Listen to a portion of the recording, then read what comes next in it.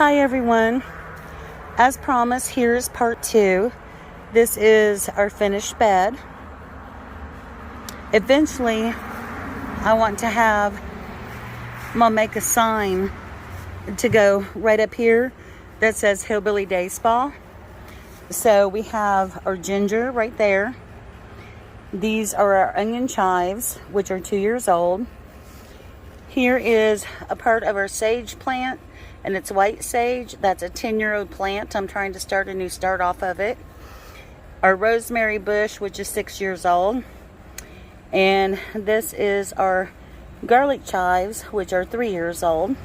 And there are a difference between the garlic and the onion chives. This is our thyme.